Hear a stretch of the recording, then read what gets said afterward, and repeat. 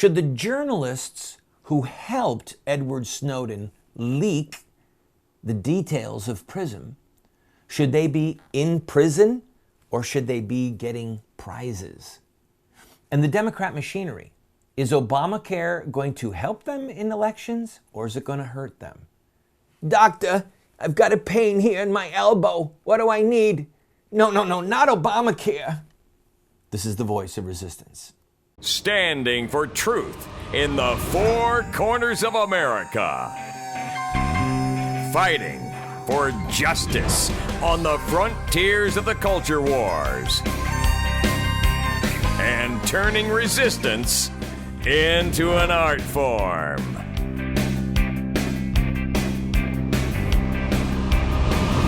Randall Terry. The debate over whether or not Edward Snowden is a hero is going to be with us for years, decades to come.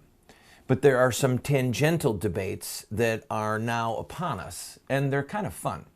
One is, who might be worthy of a Pulitzer Prize? For those of you who don't know, Joseph Pulitzer was a publisher. He owned newspapers, and he was a fierce enemy of dishonest government. And he used his newspapers in crusades against dishonest government. And in his will, he stipulated that there would be awards and rewards for journalists, for people writing about travel, for people writing books. One of the key awards, of course, is the award, the Pulitzer Prize for journalists. Now, go back to square one. Joseph Pulitzer used his newspapers against dishonest government. Do you think that our government has been honest with us? So here's the question. If Edward Snowden is guilty of a treasonous crime, which is what the Department of Justice is alleging, then should the journalists who have reported what Edward Snowden leaked to them, should they be prosecuted criminally? Which there are people in the DOJ, they want to do that. Should they be praised, the journalists praised, for breaking the story? In other words, are the journalists in this equation enemies of freedom or the protectors of freedom? This begs a critical question. Why do we have a free press? Why, in the founding of this republic, was the First Amendment to the Constitution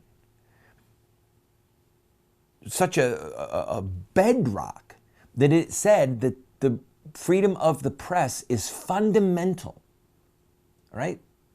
That you can't take this right away. The freedom of the press is fundamental. Why did the founders think that that was so important? Because they believed that a free people had to have a free press, and that if you did not have a free press that was free to criticize its government, free to expose what government officials were doing, then by definition, you could not have freedom. Now, think with me about the countries that do not or did not have a free press. The Soviet Union did not have a free press. Red China, right now, does not have a free press. Saudi Arabia does not have a free press. Cuba does not have a free press. During World War II, Nazi Germany did not have a free press. If you want to do some great reading, read some of the works of William Shearer. He was a war correspondent from America and barely escaped Nazi Germany with his life. There was a warrant for his arrest and somebody tipped him off and he got out. He was in Nazi Germany covering elements of Nazi growth and expansion prior to the U.S. getting into the war. And every single thing he wrote had to be reviewed and approved by the Nazis. He wrote the book, by the way, The Rise and Fall of the Third Reich. If we are going to remain a free people, which is in question right now, we have to have a free press. I'm able to come to you on this television show and criticize Obama, criticize John McCain, criticize John Boehner, criticize Mitch McConnell, go after the Supreme Court, go after the NSA, because that's what a free people does. There are some people that have referred to a free press as the fourth branch of government. There are other people in oppressive states that view a free press as the fifth column. A fifth column is an expression that means the people that are within the geographic area that are going to rise up against the government. In other words, oppressive, tyrannical, godless governments have always hated a free press. And please understand that the ability to preach the gospel freely and the ability to have a free press are almost always intrinsically linked. In Red China, if you try and preach the gospel, you go to prison. In Saudi Arabia, if you preach the gospel and criticize Muhammad, you go to prison or you might go to your death. In the Soviet Union, if you preached the gospel or tried to have a free newspaper, you would go to prison. In Nazi Germany, if you preached the gospel in truth or tried to have printed material that criticized the government, you go to prison. So for those of us who value the ability to preach the gospel, remember, it was the Pharisees and the Sadducees who tried to stop the apostles from preaching. By definition, they did not want a free press. They did not want the apostles to be able to write, Jesus rose from the dead. And the tyrants in government in America and around the world that want to hide the evils and the spying and the trashing of our Constitution, they don't, not only do they not want Edward Snowden to be a hero, but some of them want these journalists to be prosecuted who have leaked these stories. I think that if the Pulitzer Prize goes to one of these journalists who leaked the story to us, that they deserve every bit of the accolades that come with the Pulitzer Prize. Because Pulitzer himself was an enemy of corrupt government. And I don't know, I don't think I'm a prophet, but I bet you that we've got a corrupt government right now. This is the voice of resistance.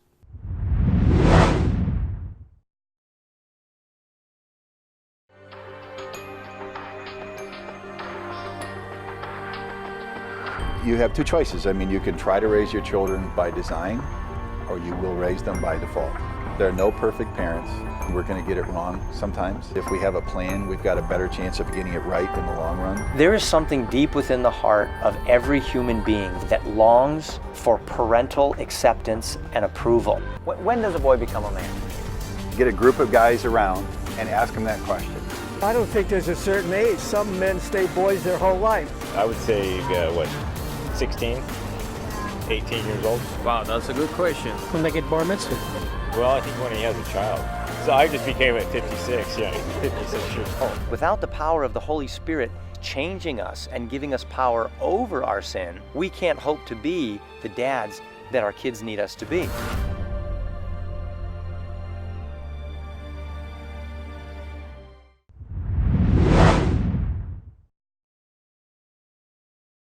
There are times when you have to give the devil his due, and I'm not sure that the ACLU, the American Civil Liberties Union, is exactly the devil.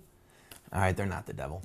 There are clearly elements of the work of the ACLU that I despise. I mean despise. But there are times when, as the saying goes, a broken clock is right twice a day. And there have been times when the ACLU has done all of us a great service in the protection of the freedom of speech and the freedom of the press. And as crazy as it sounds, there have been times when the ACLU has written amicus briefs, friend of the court briefs, for me or my associates in our pro-life battles regarding free speech. Even though they're baby killers, they still believe that you have the right to protest against it, and they have written amicus briefs on our behalf. But I digress. In Baltimore, Maryland, about 4 years ago, a man, and I want to get his name right, Derek Derek Valcourt, he was using his cell phone to film the police while they were making an arrest. The police said to him, "Turn it off. We don't like that. It's illegal for you to record someone's image or their voice." And it's not illegal. It's part of a free press. Well, he didn't stop recording, and the police took the phone, deleted the video of what he was taking of the police, and deleted his family photos too, just like a full delete. So they had, the ACLU brought suit against the police for him. And after 4 years, number one, the police admitted that they were wrong. Number two, they paid $220,000 worth of legal bills. Number three, they paid Derek $25,000 for his trouble. And most importantly, they told their officers, it's legal for people to film you in the line of duty. It's a part of a free press. Now, I want you to think back of, for example, the Rodney King beating, which was captured on film, okay? I want you to think of different times in America. Think of the Watergate tapes. Think of the value of somebody being able to be an eyewitness, or since the advent of the camera or the recording devices, audio recording devices, or the advent of video, all right, cell phones, whatever. Think of how critical those have been in the protection of citizens from government tyranny. I, for one, loathe these devices. I really do. I mean, I think that cyberspace, the internet, these things, you walk around in a mall now and you see people going like this nonstop. I think that they are doing much harm to individuals and to families, and we've discussed that on this show. Having said that, if we are going to be a free people, if we are going to be able to keep our own government in check as it gets more and more out of check, then the ability for us to record government officials, including police who represent the government, is central to the equation. And I hope, I thank the ACLU for taking this on, and all I can do is hope that the policy that the Baltimore police has put into print now to its police officers, saying people can film you, it's part of the First Amendment, leave them alone. I hope that that policy is mimicked and duplicated in police forces all over the country. Because if a policeman is doing the right thing and he's being filmed, he gets to be a hero, okay? What's to fear, Mr. Policeman? This is the voice of resistance.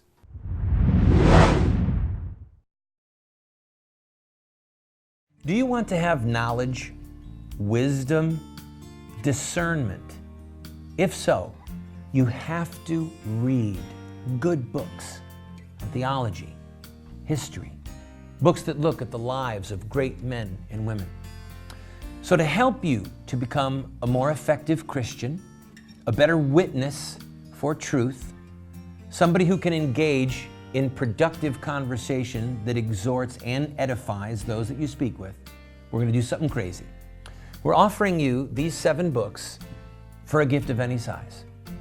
You just pay for the shipping and handling, and then give whatever gift that you can, and we will send them to you. But just to make it a little bit more crazy, I will send you a second copy of my 3 books, autographed. You can give them as a gift to your pastor or to a family member and help extend truth and justice in the world. This is while supplies last.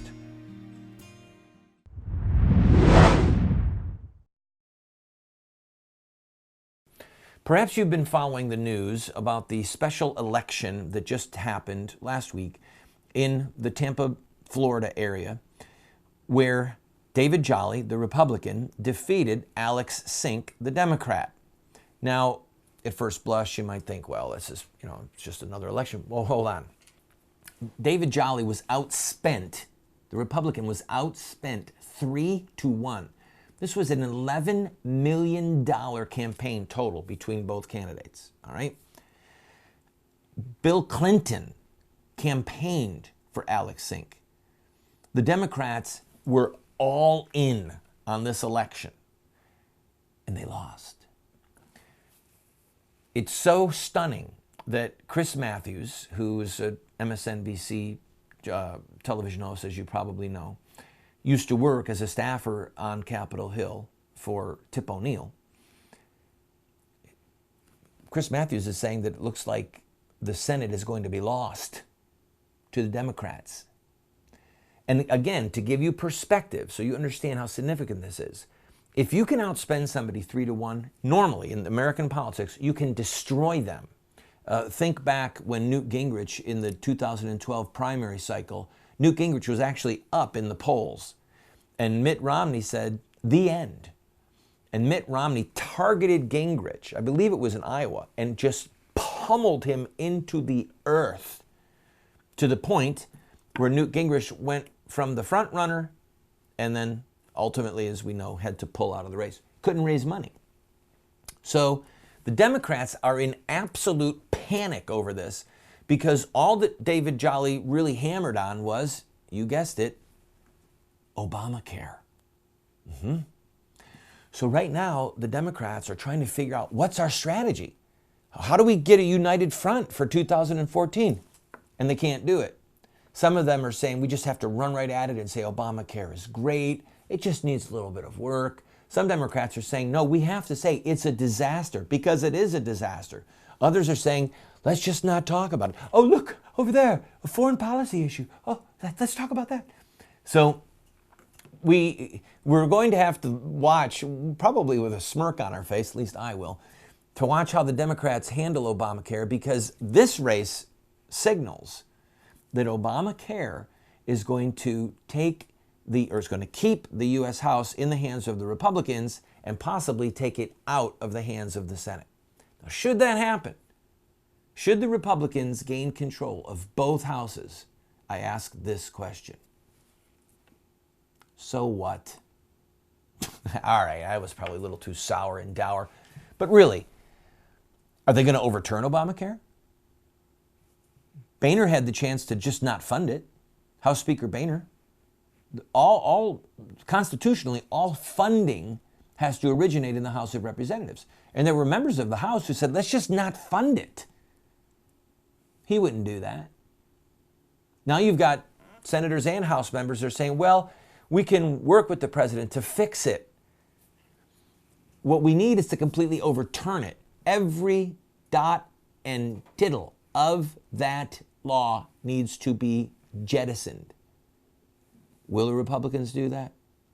Will the Republicans defund Planned Parenthood? Will the Republicans use if they get both houses, will they use it to begin to dismantle the federal plantation? I don't know.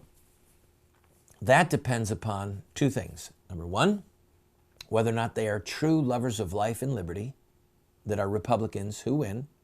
And number two, whether or not we get a true lover of life and liberty in the White House in 2016.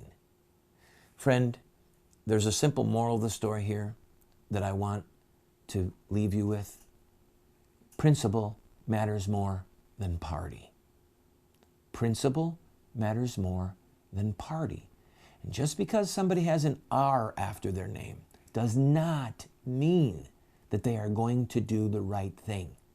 If anything, it might mean that they're going to betray us because they mouth the words that we want to hear in order to get our vote, but then they don't deliver the goods. This is the voice of resistance.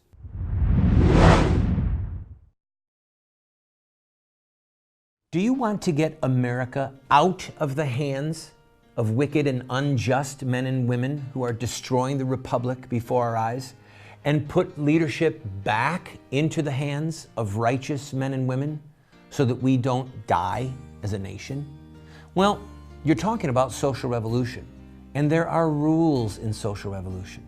We can look at the victorious social revolutions of the past, such as the end of slavery, the end of child labor, women's voting rights, the end of segregation, and so much more, and learn from their victories. Look at their actions, their images, their rhetoric, their sacrifices, and their final fruit. We will send you this series that originally cost $129, 7 books for students, 1 teacher's guide, if you'll give a gift of any size and just pay for shipping and handling. Take advantage of it today.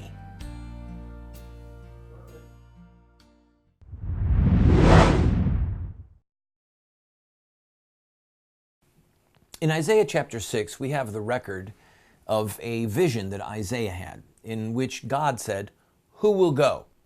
Whom shall I send?" And Isaiah said, "Here am I, send the other guy." No, Isaiah said, "Here am I, send me." I believe that the greatest crisis in America today is a need for men and women who have the right ethics, biblical Christian ethics, they have courage, and they have vision. Those 3 things. Let me explain. If somebody has 2 but not the 3rd, for example, if somebody has courage and vision, but they don't have Christian ethics, well, they're Joseph Stalin, Adolf Hitler. They'll fight. They've got vision. If somebody has courage and ethics, but they don't have vision, they're a loose cannon. They'll fight on every hill. They don't know their history. They don't know how we got to where we are. They don't know where we're going. If somebody has vision and ethics, but they don't have any courage, they're a college professor at a Christian university where they can talk, but they don't have to fight. We need people that have courage, vision, and Christian ethics. And let me define those for you. By courage, I mean that you're literally willing to lay down your life. Courage is not the absence of fear. Courage is doing what is right in spite of your fears. And courage is the part of us that propels all other virtues into action.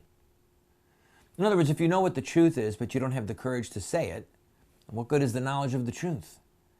If you knew what the merciful thing to do would be, but you don't have the courage to show mercy because everyone else is crying out that the woman be stoned, then what good is the knowledge of mercy? I mean, fill in the blank. Courage is the attribute that propels other virtues into action in the field where they are needed at any moment. And ultimately, courage is being willing to lay down your life for truth or for justice. Let's talk about vision. I don't mean prophetic ability to see, but a knowledge of the past. You can see the trajectory of how we got here, and you can see where we're going if we keep on this path and what alterations need to be made to change. We have the foresight of hindsight. We know how we got here. We know what we have to do to get out. That's vision, the ability to see on the continuum of past, present, and future. And then by ethics, Christian ethics, biblical ethics, I mean that you understand that the universe is theocentric, it's God-centered, that rights, human rights, come from God, that law comes from God. And you have the courage to not surrender that point, because it is the hinge upon which all rights and definition of right and wrong and definition of good and evil, it's the hinge, the existence of God and His unchanging moral code, that's the hinge on which everything else swings. Maybe you could be one of those people. We have developed what we call an online university. I invite you to go to our website. All of the material, all the training material that we've ever produced, you can access for free if you want to be a part of the solution. So if the Almighty says to you, "Whom shall I send?" will you say, "Here am I, send the other guy"? Or will you look and say, "Here am I, send me"?